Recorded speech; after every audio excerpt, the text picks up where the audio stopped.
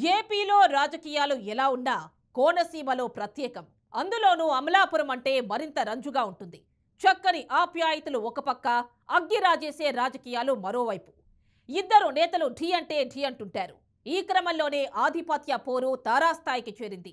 ఇక మీదట ఎప్పటికీ విజయం తనదే అంటున్నారు ఆ ఎమ్మెల్యే. ఈ క్రమంలో అవినీతి ఆరోపణలను కూడా మూటకట్టుకున్నారు. ఇంతకీ ఎవరాయన? అతని ప్రత్యర్థి ఎవరు? గెలుపుపై అంత ధీమా ఎందుకు?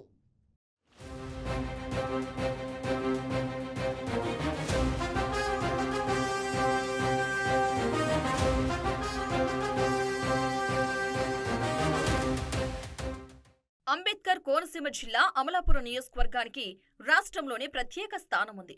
దేశ రాజకీయ చరిత్రలో ఒక తెలుగువాడు లోక్సభ స్పీకర్ గా పనిచేసిన ఘనత ఈ ప్రాంతానికి ఉంది. దివంగత జీఎంసీ బాలయోగి దేశంలోనే తొలి దళిత స్పీకర్ గా ఇక్కడి నుంచి ఎన్నికయ్యారు. అంతేకాదు రాజకీయంగా చాలా చైతన్యమున్న ప్రాంతమని అంటుంటారు. అలాంటి ప్రాంతం నుంచి రెండోసారి ఎమ్మెల్యేగా ఐతాబత్తుల ఆనందరావు గెలిచారు. పొత్తులో భాగంగా అమలాపురం టికెట్టు జనసేన పార్టీకి కేటాయిస్తారని అందరూ భావించారు. ఎందుకంటే ఉమ్మడి తూర్పుగోదావరి జిల్లాలో జనసేన పార్టీకి మంచి పట్టుంది. అమలాపురంలో మెగా ఫ్యామిలీకి పెద్ద ఎత్తున అభిమాన సంఘాలు ఉన్నాయి. దీంతో జనసేన అధినేత పవన్ కళ్యాణ్ అప్పటి అమలాపురం ఇన్ఛార్జి శెట్టిబత్తుల రాజబాబుకు టికెట్ ఇస్తారనుకున్నారు. కానీ అలా జరగలేదు. జనసేన అధినేతపై నమ్మకం లేని రాజాబాబు రహస్యంగా వైఎస్ఆర్ కాంగ్రెస్ పార్టీ నేతలను కలిసి మంతనాలు జరిపారు. విషయం బయటకు రావడంతో జనసేన అధినేత పవన్ కళ్యాణ్ రాజాబాబును పక్కన పెట్టారు. ఇక పార్టీకి సరైన నేత లేకపోవడంతో అమలాపురం టికెట్ వదులుకోవాల్సి వచ్చింది. ఇది ఐతాబత్తుల ఆనందరావుకు కలిసొచ్చింది. 2014లో ఒకసారి గెలవడం, పార్టీతోనే కొనసాగుతూ ఉండటంతో తెలుగుదేశం పార్టీ నుండి టికెట్ దక్కింది. 2024 ఎన్నికల్లో పినిపే విశ్వరూప్పై గెలిచి భారీ విజయాన్ని అందుకున్నారు.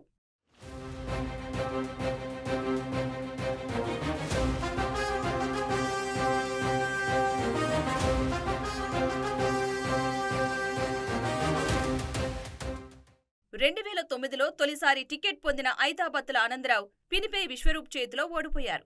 ఓటమి భారంతో కుంగిపోని ఆనందరావు నియోజకవర్గ ప్రజలతో బాగా మమేకమయ్యారు.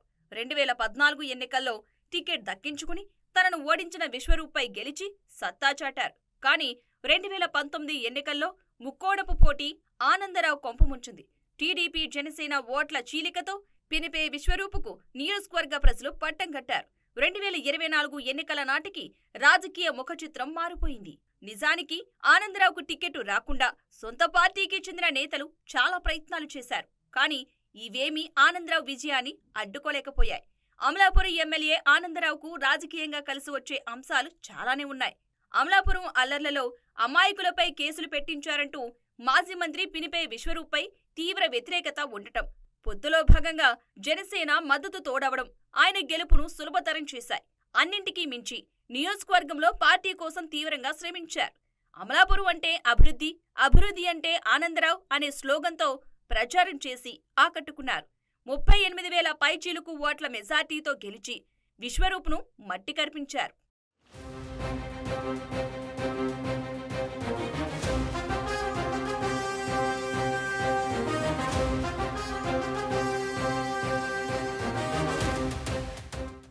అమలాపురం నియోజకవర్గ అభివృద్ధిలో ఆనందరావు కీలక పాత్ర పోషించారు.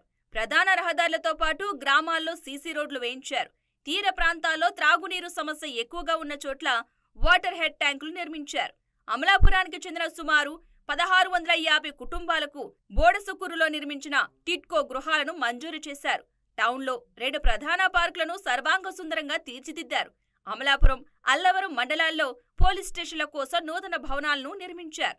ఉప్పలగుప్తం మండలం ఎస్ యానాంలో బీచ్ రిసార్ట్ ఏర్పాటు చేసి పర్యాటకాన్ని అభివృద్ధి చేశారు. అమలాపురంలో ట్రాఫిక్ సమస్య తగ్గించడమే లక్ష్యంగా 4 వంతెనల నిర్మాణం చేపట్టేందుకు మాస్టర్ ప్లాన్ ప్రణాళికలు రూపొందించారు. కానీ అవేవీ కార్యాచరణకు నోచుకోలేదు. ప్రభుత్వ డిగ్రీ కళాశాల ఏర్పాటుకు ఎమ్మెల్యే తన వంతు ప్రయత్నం చేస్తున్నారు. నమస్కారం అండి, నా పేరు లక్ష్మి. అయితే ఈ సావరం గ్రామం అంతా కూడా చాలా వాటర్ ప్రాబ్లం ఎక్కువగా ఉంది, దోమల ప్రాబ్లం ఎక్కువగా ఉంది. అయితే ఆనందరాజు గారు వచ్చినప్పుడు మేము ఇవన్నీ క్లీన్ చేయించి దోమలు లేకుండా డ్రైనేజీలు బాగు చేయిస్తాను, అలాగే కుళాయిలు ఇస్తాను, అవన్నీ చెప్పుకొచ్చారండి. అయితే చాలా మంది వాటర్ చాలా బాధపడుతున్నారు కానీ కుళాయిలు ఇప్పటి వరకు వేయలేదండి. వాటర్ చాలా బాధగా ఉంది. మహిళలందరూ కూడా ఎవరో అదేంటి ఈ ఇదేసుకుంటున్నారు, మోటారేసుకుంటున్నారు. వాళ్ళ ఇంటికొత్తన్నారు. మేము ఇవ్వలేము అనలేము, ఇస్తామని అనలేము. చాలా ఇబ్బందిగా ఉంది మాకైతేని. అయితే తర్వాతేమో అమలాపురం అంతా అభివృద్ధి చేస్తానన్నాడు. ఏ అభివృద్ధి కనిపించట్లేదు అమలాపురంలో. తర్వాత ఏంటది డిఎస్సి తీస్తానన్నారు. డిఎస్సి ఏమో వాయిదాలేసుకుంటూ వస్తున్నారు. చాలా మంది చదువుకున్న అమ్మాయిలున్నారు. డిఎస్సి కోసం ఎదురు చూస్తున్నారు. డిఎస్సి తీయట్లేదు.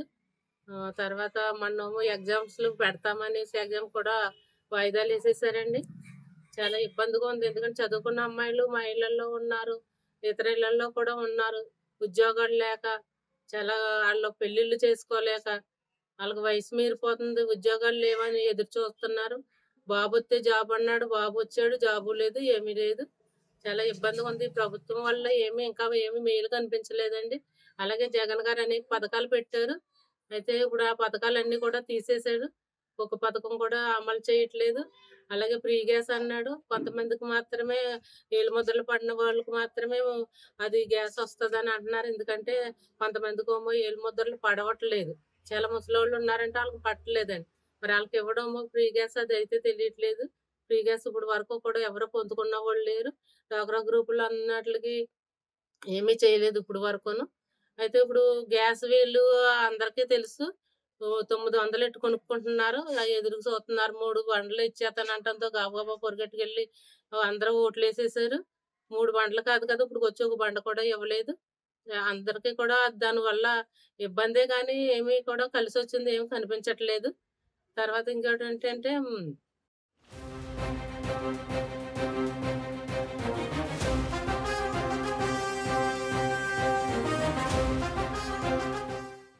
అభివృద్ధిలోనే కాదు అవినీతిలోనూ ఆనందరావు పేరు బాగానే వినిపిస్తోంది. అధికారంలో ఉన్నప్పుడే 4 రాళ్లు వెనకేసుకోవాలి అనుకుంటున్నారు ఆనందరావు.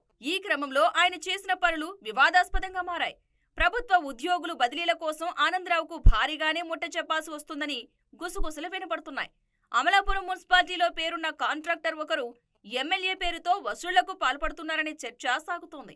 ఎన్నికల సమయంలో తన గెలుపు కోసం అహర్నిశలు కష్టపడిన జనసేన నాయకులను పక్కన పెడుతున్నారనే వాదనలు కూడా ఉన్నాయి. అయితే బాగుందండి. గత ప్రభుత్వం పోలిస్తే కొంచెం మంచిగా ఉందనే చెప్పాలి. ఎందుకంటే ఆంధ్ర గారు ఓటేసినప్పటి నుంచి కూడా అందరూ వేసి ఘన విజయం చేయించారు. అదేవిధంగా ఆయన అందరికీ మేలు చేస్తున్నారు. ఉచిత ప్రభుత్వం కూడా చంద్రబాబు గారు కూడా మంచి పథకాలు పెట్టి ఉచిత గ్యాస్ కనెక్షన్ అని, శానిటరీ అని అన్ని చేయించున్నారు. ఆంధ్ర గారు విషయంకి వస్తే మాకు ఎక్కువ డంపింగ్ యార్డ్ సమస్య అని, శానిటరీ అని, వాటర్ సమస్య అని ఉండేవి. కొద్దిగా ఈ మధ్యన ఏర్పడిన ప్రభుత్వం కాబట్టి నెమ్మదిగా అన్నీ చేస్తున్నారు. అయితే మంచిగానే నడుస్తుంది ప్రస్తుతానికి. ఆంధ్ర గారు అయితే మంచిగా చేస్తున్నారు ప్రస్తుతానికి. మాదైతే పనులు అయితే మాకు లేవండి. ఉచిత ఇసుక అయితే ఆ విధానం కూడా బాగుందని చెప్తున్నారు నలుగురు. అందరూ కూడా సంతోషంగా వ్యక్తం చేస్తున్నారు. మరొకటి చెప్పాల్సింది ఏంటంటే మద్యం పాలసీ. అది ఏ విధంగా అయితే కొత్త పాలసీ తీసుకొస్తున్నారో అదే విధంగా కొత్తగా తీసుకొచ్చారు. ఇంతకుముందు నాణ్యత లేని మద్యం తాగి చాలా మంది ఆరోగ్యం పాడు చేసుకోవడం, పనికి వెళ్ళకపోవడం అనేది అదే బానిసగా ఉండేవారు. కానీ ఇప్పుడైతే కొత్త మద్యం కొత్త రకంగా ఉందని అందరూ అయితే అనుకుంటున్నారు. అదేవిధంగా బాగుందనే చెప్తున్నారు.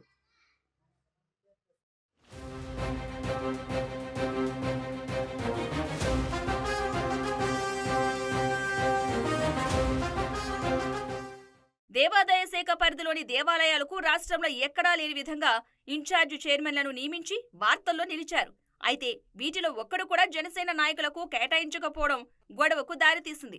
అప్పటినుంచి ఆనందరావుపై జనసేన నేతలు గుర్రుగా ఉన్నారు. అంతటితో ఆగలేదు ఆనందరావు. జనసేన పార్టీలో గ్రూప్ రాజకీయాలను అదురుగా తీసుకుని చక్రం తిప్పుతున్నారనే విమర్శలు ఉన్నాయి.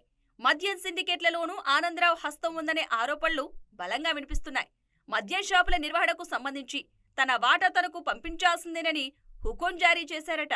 గడిచిన 6 నెలల కాలంగా ప్రచార ఆర్భాటం తప్ప ఎక్కడా అభివృద్ధి జరగలేదని నియోజకవర్గ ప్రజలు బాహాటంగానే విమర్శిస్తున్నారు. పార్టీ కోసం కష్టపడిన కార్యకర్తలను దూరం పెడుతున్నారనే ఆరోపణలు కూడా ఆనందరావుపై ఉన్నాయి. తమకు కనీసం తిరుపతి లెటర్ కూడా ఇవ్వడం లేదన్న ఆవేదనకు గురవుతున్నట్లుగా తెలుస్తోంది. మాది అమలాపురం నియోజకవర్గం. మా ఎమ్మెల్యే ఐతబొత్తుల ఆనందరావు, రిజర్వేషన్ కాన్స్టిట్యున్సీ మాది. మా అమలాపురం కాన్స్టిట్యున్సీ కాడికి వద్దలేక అభివృద్ధి కార్యక్రమాల్లో ఇప్పుడు కూటమి ప్రభుత్వం వచ్చి 6 మాసాలు అయింది కాబట్టి 6 మాసాల్లో ఏదో చేసేసిది పెద్దగా ఏముండదు కానీ కూటమి ప్రభుత్వం కాబట్టి మేము 6 మాసాల్లో ఏం జరిగిందన్నది ప్రజలకు చెప్పడానికి ఈ 6 మాసాల్లో జరిగిన విషయాలు అయితే ఈ కూటమి ప్రభుత్వంలో కూడా తరచూ చంద్రబాబు నాయుడు గారు కానీ పవన్ కళ్యాణ్ గాని చెప్తున్నారు. ఈ కూటమి ప్రభుత్వంలో ఎవరైతే మనకి ఈ విజయానికి సహకరించారో వాళ్ళందరినీ కూడా కలుపుకుని వెళ్ళాలని పదే పదే చంద్రబాబు నాయుడు గారు చెప్తున్నారు. ఎమ్మెల్యేలు అందరికీ కూడా ఒక వార్నింగ్ కిందే మాట్లాడుతున్నారు చంద్రబాబు నాయుడు గారు అయితే. కానీ కింద కేడర్ ఎమ్మెల్యేల్లో ఆ శిష్టశుద్ధి కనిపించట్లేదు. వాళ్ళ అధినాయకుడు ఏదైతే ఆదేశాలు ఇచ్చాడో ఆదేశాలను మాత్రం వీళ్ళు పాటించట్లేదని చెప్పేసి నేను అభిప్రాయపడుతున్నాను.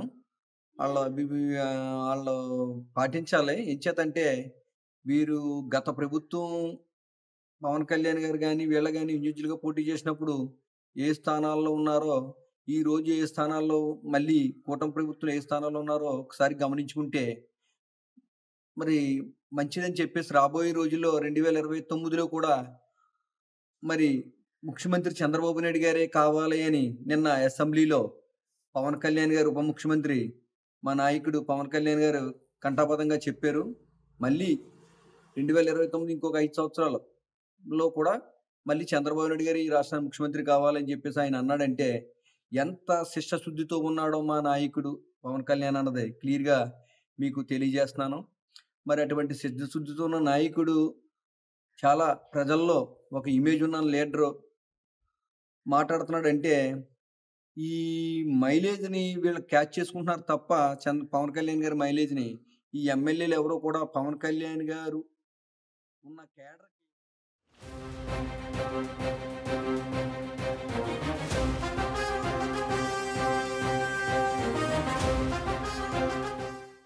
అభివృద్ధి విషయంలో ఎమ్మెల్యే పేరు ఎలా వినిపిస్తుందో అదే స్థాయిలో అవినీతి విషయంలోనూ ఆనందరావు పేరు తెరపైకి రావడం చర్చనీయాంశంగా మారింది.